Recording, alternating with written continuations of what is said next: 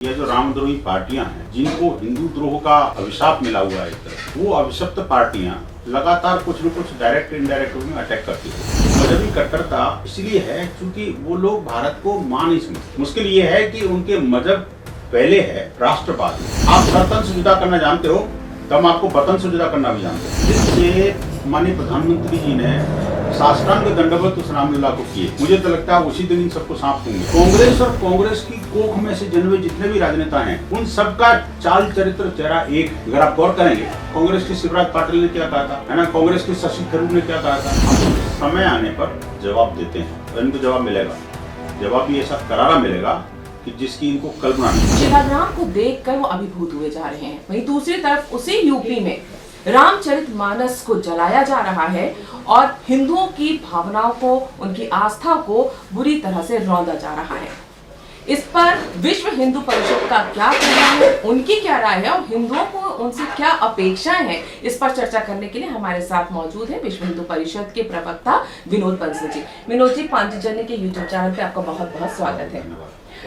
आपने देखा कि किस तरह से जो हिंदुओं की आस्था भगवान राम के साथ जुड़ी हुई है, उसके साथ जो खिलवाड़ किया जाता रहा है, न सिर्फ राम मंदिर के मुद्दे पर, अब जब रामचरितमानस, जिसको एक तरफ तो साधु संत महात्मा बोल रहे हैं कि इसको राष्ट्रीय ग्रंथ बनाया जाए, वहीं दूसरी तरफ स्वामी प्रसाद मौर्य जैसे समाजवादी पार्टी के या आरजेडी के नेता जला रहे हैं, अपमानित कर रहे हैं।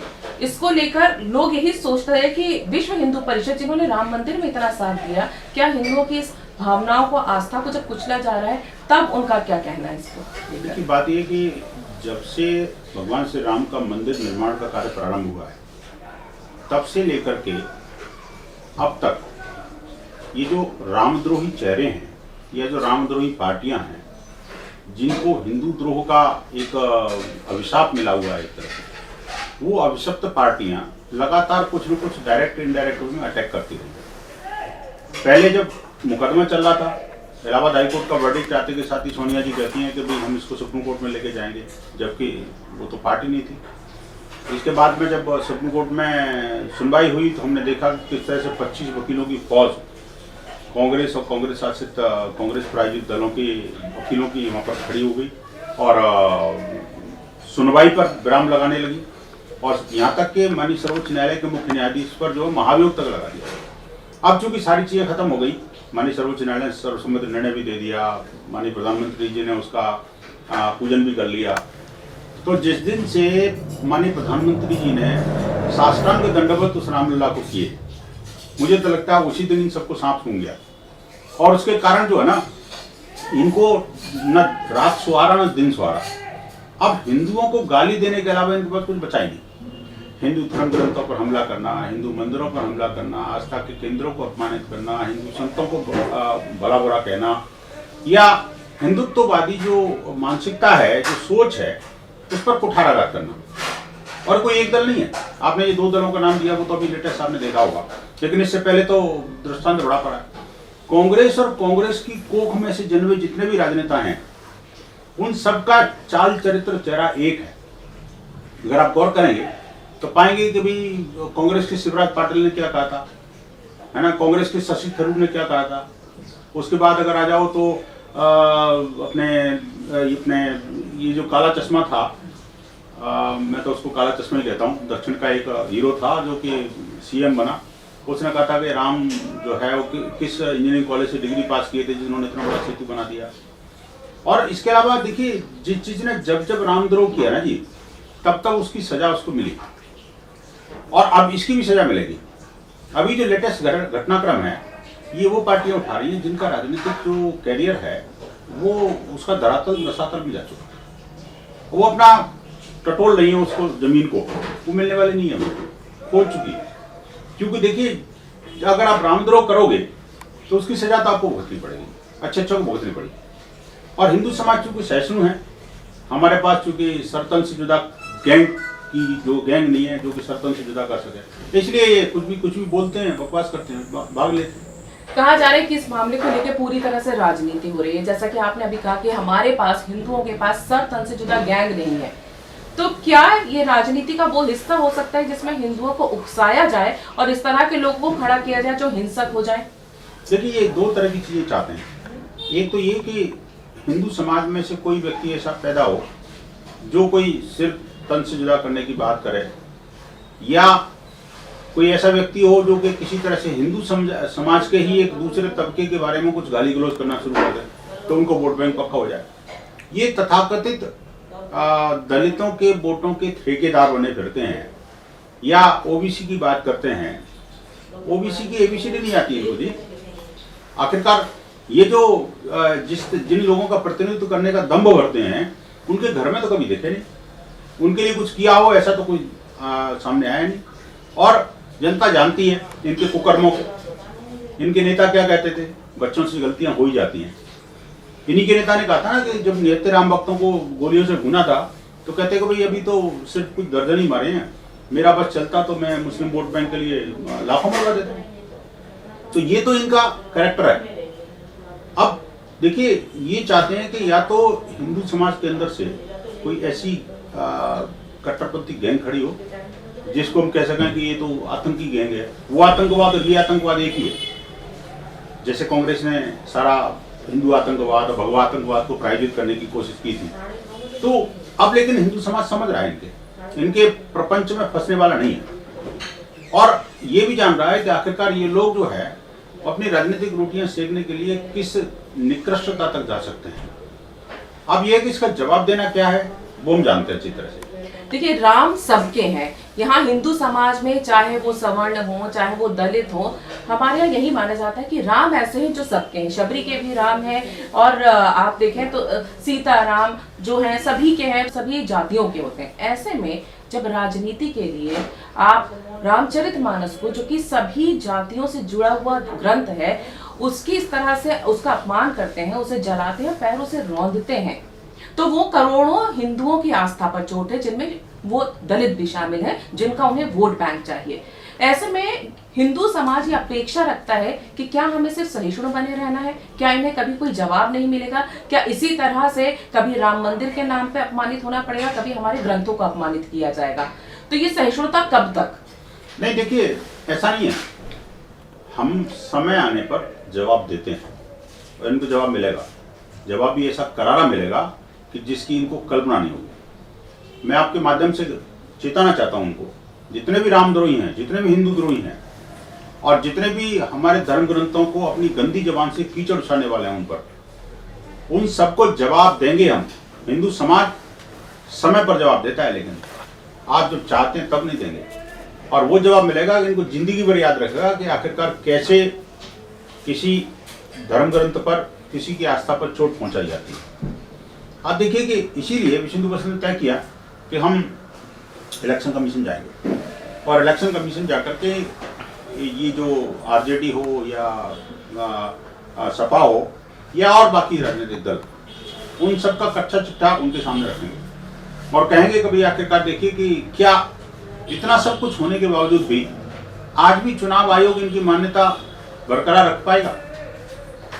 मुझे लगता है कि माननीय चुनाव आयोग इस बारे में गंभीरता से निर्णय लेगा, और उसके बाद देखना क्या परिणाम आएगा। एक सवाल यहाँ पर यह भी उठता है कि नुपुर शर्मा के समय में हमने देखा था जिस तरह से कन्हैया लाल और उमेश को लेकर सरतन से जुदा कर दिया गया था, तब यही पार्टियां थी जो नुपुर शर्मा को की आलोचना कर रही थी। उनको तब दूसरे धर्म को लेकर की गई टिप्पणी पे काफी आपत्ति थी, लेकिन जब आप इन्हीं की पार्टी के लोग हिंदू समाज, हिंदू धर्म ग्रंथ के ऊपर प्रहार कर रहे हैं, तो ये उसका समर्थन कर रहे हैं, और स्वामी प्रसाद मौर्य को महासचिव बना दिया गया है। तो मैं ये जानना चाह रही थी कि नुपुर शर्मा को कभी ये मौका ही नहीं मिला कि जितनी वो रामचरितमानस को लेकर कुतर्क दे रहे हैं और चौपाइयां ला के बता रहे हैं कि ये कैसे समाज के खिलाफ है, नुपुर शर्मा को तो तब भी मौका नहीं मिला जबकि वो वही बात बोल रही थी जो कि उस धर्म ग्रंथ में लिखी गई थी। तो यहाँ पर जिस तरह आपकी संकल्प यात्रा हुई थी, हिंदू भारी लाखों की संख्या में सड़कों पर उतरे थे, एक उम्मीद के साथ उतरे थे। तो ये जो धर्म ग्रंथ को जलाया गया, तो ये आपको इनका ये दोहरा चरित्र नहीं दिखता कि एक तरफ वो जिसे सफाई का मौका भी नहीं दिया गया और दूसरी तरफ वो जो कि भ्रम फैला रहे हैं धर्म ग्रंथ को लेकर। देखिए, दो करेक्शन मैं कर देता हूँ आपके उत्तर में कि एक तो वो धर्म नहीं है। धर्म तो जो शाश्वत है, सनातन है, वैश्विक है, वही धर्म है, बाकी सब रिलीजन है। दूसरी बात ये कि जो जिनको आप धर्म ग्रंथ कह रहे हैं, मैं उसको धर्म ग्रंथ नहीं, जिसमें अधार्मिक बातें लिखी हो उसको धर्म ग्रंथ नहीं कह सकते। तीसरी बात ये कि नूपुर शर्मा ने जो कहा वो बाकायदा हदीस को कोट करके कहा था। क्यों कहा था इसके पीछे पृष्ठभूमि सबको पता है। तीसरी बात ये कि उन्होंने जो कुछ कहा था वो बाकायदा उससे पहले उनके तथाकथित जो अपने आदर्श लोग थे, जिनको ये आदर्श मानते हैं, जिनको उलेमा कहो, मौलवी कहो या इंटेलेक्चुअल कहो, उन्होंने तो उससे भी ज़्यादा विभत्स बातें कही हैं, लेकिन वहाँ इनका सर्तन से जुदा गैंग सक्रिय नहीं हुआ। क्योंकि देखिए कारण क्या था, कारण ये है कि जो दब जाए उसको दबाना ही जानते हैं और जिसका डंडा चल जाए उसके बाद ये भागना जानते हैं। तो क्या लगता है हिंदू समाज को दबाना आसान होता है इसलिए दबाते हैं? नहीं, समाज को नहीं। देखिए बात यह है कि अगर समाज, हिंदू समाज दब जाता तो बजरंग दल जो है वो हेल्पलाइन नंबर जारी नहीं करता। आप सोचिए, जब हमने देखा कि अब ये सरतन से जुदा की गैंग शांत नहीं हो रही, तब तक बजरंग दल शांत था, लेकिन फिर बजरंग दल ने तय किया अब हम कमाल संभालेंगे। देखिए कभी कभी क्या होता है कि लोग कहते हैं यार बजरंग दल को ये नहीं करना चाहिए, वो नहीं करना चाहिए, हमारे पास लॉ एनफोर्सिंग एजेंसीज हैं, सिक्योरिटी फोर्सेस हैं, तो बजरंग दल क्यों इसमें बीच में आ रहा है। मैं कहता हूँ भाई साहब उन्हीं की सिक्योरिटी के लिए तो आ रहे हैं हम। जब मेरे सिक्योरिटी फोर्सेस के जवानों को मार दिया जाता है, उनके ऊपर हमले हो जाते हैं, उनके परिवार को स्वाह कर दिया जाता है, कौन बचाएगा भाई? वो भी तो हमारे लिए लड़ रहे हैं, क्या हम उनके लिए नहीं लड़ेंगे? एक बात।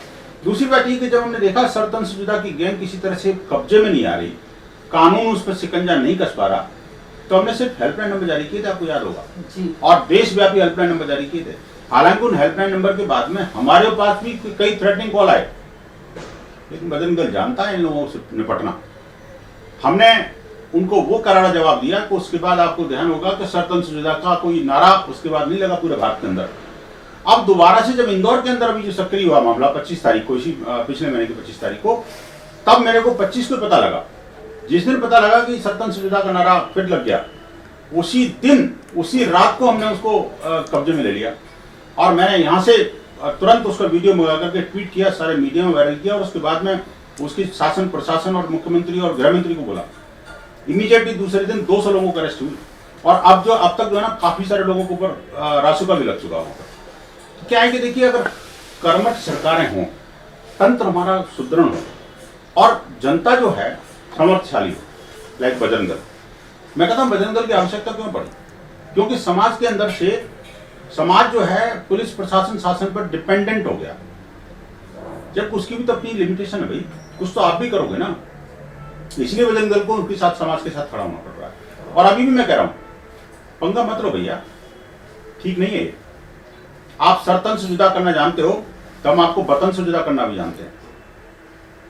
हिंदू समाज के पौरुष का जवाब नहीं है। लगता है इन्होंने जो सरतन से जुदा की बात करते हैं उन्होंने हिस्ट्री नहीं पढ़ी भारत की। अगर हिस्ट्री पढ़ी होती तो इनको नानी याद आ जाती। और मैं अभी भी कह रहा हूं पढ़ लें और नहीं तो सुधर जाएं, अदरवाइज सिधर जाएंगे। ये पक्का मान के चलना। हमारा संकल्प है सुरक्षित और समर्थशाली और स्वावलंबी हिंदू समाज बनाएंगे हम, और इसके लिए कुछ भी करना पड़ा है विष्णु पुस्तक तैयार। एक तरफ सरतन से जुदा का जो नारा लगा रहे थे वो तो चलिए वो दूसरे पंथ के थे, लेकिन जो रामचरितमानस जला रहे हैं उनके लिए आप क्या कहेंगे? क्या राम अब राजनीतिक हो गए? बस नहीं, राम राजनीतिक नहीं हुए, इनकी मानसिकता खोटी हो गई। राम तो सबके थे और सबके हैं और सबके रहेंगे, है ना। उन दुष्टों के लिए भी थे, राम तो रावण के भी थे, है ना, जिसको उन्होंने मारा लेकिन बाद में वो राम राम करके ही उसका उद्धार किया उन्होंने। राम ने तो बाली का भी वध करके उसका उद्धार किया था। राम तो राम है, और राम तो वो हैं जिन्होंने जटायु आज की बात करो, आपका केवट की बात करो, आप उसके सबरी की बात करो, तो ऐसे समरस समाज का निर्माण करने के लिए और जो समाज का जो निचला तबका जिसे कहते हैं, जो जंगलों में रहता था, कंदमूल फल खा के जीवन यापन करता था, उनको सबको, चूंकि रावण का आतंक उस समय चरम पे था, जैसे आजकल भी कुछ आतंकी जो है ना वो अपना चरम पंथ दिखा रहे हैं, कट्टरपंथी दिखा रहे हैं, तो उन सबको उनके अंदर पौरुष का जागरण करके रावण जैसे आतताई के विरुद्ध ललकार करके खड़ा होना, ये उन्होंने सिखाया। और अंत में ये बात देखिए कि उनकी भक्ति और शक्ति का एक दृष्टांत ये है कि जब उन्होंने लंका विजय कर ली और उसके बाद जब अयोध्या जाने लगे, तो जब लक्ष्मण जी ने कहा कि भाई भैया अब अयोध्या जाके क्या करेंगे, आपका इतना बड़ा सोने की लंका है, वैभवशाली यहाँ पर सब कुछ है, तो क्यों नहीं आप यहाँ के राजा बन जाते। इतना कुछ संघर्ष करने के बाद भी कोई भी व्यक्ति, एक सामान्य जो जिसको हम मानव कहते हैं, वो निश्चित रूप से ये कहेगा यार कि मैं यहीं का राजा बन जाता हूँ। लेकिन उन्होंने क्या जवाब दिया, अपि स्वर्णमयी लंका न मे लक्ष्मण रोचते जननी जन्मभूमि से स्वर्गादपि गरीयसे। उन्होंने कहा कि मेरी जननी और जन्मभूमि ये स्वर्ग से महान है, मैं इसको नहीं छोड़ सकता, चाहे मुझे वहां कुछ मिले या ना मिले। दुर्भाग्य ये है कि ये जो कट्टरपंथी जमात है, वो जो मजहबी कट्टरता है, वो मजहबी कट्टरता इसलिए है क्योंकि वो लोग भारत को मां नहीं समझते। मुश्किल ये है कि उनके मजहब पहले है और राष्ट्र बाद में है। उनकी मान्यताएं मक्का मदीना में हैं और खाते भारत में हैं, या उनकी मान्यताएं और जो आस्था है वो वेटिकन में है और खाते भारत में। तो आखिरकार वो जो भारतीयता का जो गुण है, गुण धर्म स्वभाव, अभी थोड़ा बहुत तो बचा हुआ इसलिए क्योंकि पूर्वज उनके हिंदू थे। मैं कहूंगा पूर्वज, आप चाहे पूजा पद्धति कुछ भी अपनाइए, लेकिन कम से कम अपने पूर्वजों को मत भूलो, अपनी परंपराओं से मत कटिए, अपने जो इतिहास महापुरुष हैं और जो वैभवशाली रीति नीति हैं उनसे क्यों कटना चाहते हो आप। तो अभी जो है, जो स्थितियां परिस्थितियां देश के अंदर निर्माण हो रही हैं, या ये जो नेता जो खड़े हो रहे हैं, नए नए नेता अपनी सिर्फ खोई हुई राजनीतिक धरातल को तराशने में लगे हुए हैं, इनसे कुछ नहीं होने वाला। क्योंकि जनता जो, देखिए जनता अब तक जो है इनके झांसे में फंसती थी, क्योंकि मीडिया उनके कब्जे में था और शासन प्रशासन इनके कब्जे में था। अब क्या है कि मीडिया तो सोशल मीडिया में आ गया सारा कुछ, वो जो कुछ मोबाइल में है तो लोग तुरंत वायरल करते थे चीजों को, तो आप एक्सपोज हुआ बने। आप देखिए कि जब स्वामी प्रसाद मौर्य ने बोला, कल एक वीडियो वहां के शिक्षा मंत्री का गया जो बच्चों को शिक्षित कर रहा था, और अब तो सीधे सीधे वीडियो में उसने स्वीकार कर लिया कि मेरे आकाओं का निर्देश है भैया, हमें इतना ही बोलना है बस, और हमें इतना ही कहना है कि भाई जिससे कि हिंदू समाज जो है ना वो हम प्रहार तो करते रहें, वोट तो मिलता रहे, लेकिन हिंदू हमारे अगेंस्ट में हो जाए। तो इससे क्या है कि इनकी जो विदूषित मानसिकता है, बेसिकली जो निकृष्ट सोच है, मैं कहता हूं नीच प्रवृत्ति है, उसके कारण जो है ये इस तरह की चीजें बोल रहे हैं, क्योंकि इनके पास करने को कुछ है नहीं, बताने को कुछ है नहीं, किया इन्होंने कुछ है नहीं, तो सिर्फ हिंदू समाज को गाली दो और मीडिया में लाइमलाइट में रहो। पर ये लाइमलाइट में रहने के चक्कर में वोट बैंक की अगर ये राजनीति कर रहे हैं, अब आपके पास तो पूरी फहरिस्त है, चाहे वो आम आदमी पार्टी के नेता रहे हो पिछले ही दिनों में, अब आप बहुत पीछे भी ना जाइए, आम आदमी पार्टी हो, चाहे वो कांग्रेस हो, आरजेडी हो, आप साउथ में चले जाइए, वहां पर भी हिंदू शब्द को ही उन्होंने वो गलत बता दिया था। ये सब सीधे सीधे हिंदू और हिंदू धर्म को टारगेट करके पाना क्या चाहते हैं, अगर चीजें सोशल मीडिया पे आके साफ हो जाती हैं और लोग इनकी मंशाओं को समझते हैं तो। एक ही बात, चाहे चंद्रशेखर रावण की हो या वो कथित शिक्षा मंत्री चंद्रशेखर की हो, बात चाहे आप राजेंद्र सिंह की हो, राजेंद्र प्रसाद जो अपने आम आदमी पार्टी के जो मंत्री थे उनकी हो, या कांग्रेस के शशि थरूर की और उनकी हो, ऐसे एक लंबी फहरिस्त है जो कि हिंदू धर्म पर, हिंदू मान्यताओं पर, हिंदू संतों पर, हिंदू मानबिंदुओं पर हमला करने से चूकते नहीं है। मौका मिलते के साथ ही ये हमलावर हो जाते हैं, और ये चाहते ही है कि हिंदू समाज इसका जवाब दे तो हम लाइमलाइट में रहेंगे। जो बोलेंगे नेगेटिव पब्लिसिटी का जो है, जो दौर है वो अभी आया हुआ है, लेकिन हम उनको वो हथियार बनाकर नहीं देना चाहते। हमें पता है इनसे निपटना कैसे है, हिंदू समाज भी जानता है इनसे निपटना क्या। आप देखिए कि जिन जिन लोगों ने जब जब इस तरह की हरकतें की हैं, तब तक उनका राजनीति सुपड़ा साफ हो गया। आम आदमी पार्टी के बारे में चल रहा था कि गुजरात में ये करेंगे, वो करेंगे, इतना बड़ा ग्राफ है, पता नहीं सत्ता परिवर्तन हो जाएगा। एक स्टेटमेंट ने उनको धराशायी कर दिया, गोपाल इटालिया के। कांग्रेस के नेता ने जब ये कहा कि भाई जो लोग मंदिर जाते हैं वो तो लड़कियां छेड़ते हैं, या जो छोटा सा गाय का बछड़ा काट करके केरल के अंदर जिस तरह से उसका मुड़िया हिला करके कहा था कि हमें तो खाने का अधिकार है, आप रोक लो। ये सब चीजें जनता जो है ना जी, त्वरित जवाब नहीं देता हिंदू समाज, लेकिन जवाब ऐसा देता है जो इनके लिए अकल्पनीय होता है। 5 साल बाद पता लगता है कि यार ये मैंने वो जो फायर किया था वापस आ गया, हमारा फायर वो नहीं है। तो इसलिए इनको ये समझ लेना चाहिए कि आपके एक्शन का रिएक्शन हिंदू समाज कब और कैसे देगा, ये आपके लिए अकल्पनीय है। और समाज ऐसा है जो कि भीरू भी है, ना सॉरी धैर्यवान तो है लेकिन भीरू नहीं है। जवाब हम दूसरी तरह से भी देना जानते हैं, लेकिन चूंकि हमारा स्वभाव नहीं है, हमारा कल्चर नहीं है, हमारी मान्यता इसको अलाउ नहीं करती, इसलिए हम उस तरह का नहीं करते। नहीं तो हमारे तो सभी देवी देवताओं के हाथ में बड़े बड़े अस्त्र शस्त्र हैं। आपने अब ये तय कर लिया है कि आप चुनाव कमीशन जाकर और कंप्लेन करेंगे। आपको लगता है कि इसके बाद जो रामचरितमानस को जलाने वाली जो हरकतें, कुकृत्य किए जा रहे हैं समाजवादी पार्टी के नेताओं के द्वारा, या बिहार में शिक्षा मंत्री जिस तरह के वक्तव्य दे रहे हैं, क्या इससे ये लोग पीछे हटेंगे? देखिए, पीछे नहीं हटेंगे तो जनता इनको पीछे हटा देगी। ये पीछे हटे या ना हटे उससे फर्क नहीं पड़ता। क्यों, हिंदू समाज तो ऐसा है कि जो कि इन्हीं सब चीज़ों से सीखता भी है और इन्हीं सब चीज़ों से अपने आप को सुधारता भी है। हम लोग एक प्रोग्रेसिव सोसाइटी है। हम ये नहीं कहते कि हम रिजिडिटी के साथ काम नहीं करते। हम जब बात करते हैं तो माता सीता और भगवान राम की खुले मन से चर्चा करते हैं, उनकी अच्छाई बुराइयां सब पर चर्चा करते हैं और सबको आमंत्रित करके करते हैं। लेकिन क्या ऐसी कोई चर्चा कभी जीसस क्राइस्ट पर कर सकता है क्या? क्या ऐसी कोई चर्चा पैगंबर मोहम्मद के बारे में कर सकता है क्या? क्या ऐसी कोई चर्चा को कुरान के बारे में कर सकता है क्या? नहीं। पूरी दुनिया के अंदर लोग जान के प्यासे बन जाएंगे। आप देखिए कि कहां पर वो कार्टून बनाता और कहां पर दंगे हुए थे, कहां पर लोग मरे थे, एक बड़ी लंबी फहरिस्त है। और अभी भी पीछे लेटेस्ट अभी घटना कहाँ की थी, वो विदेश में कोई घटना घटी और यहाँ का केरल का जो एक कट्टरपंथी यहाँ लोगों को जान लेने को उतार देता। तो ये उनका कैरेक्टर हो सकता है, हमारा कैरेक्टर अलग है। हम ये कहते हैं कि हम जवाब देंगे, सटीक जवाब देंगे, और वो जवाब देंगे कि आगे तक उसकी पीढ़ियां तक याद रखेंगे। वो ये ना सोचे कि हमने बोला नहीं तो इसलिए बोलते चले जाएंगे। कोई बात नहीं, आपकी बारी आप बोलिए, हमारी बारी आएगी तो हम भी पत्ता खोलेंगे।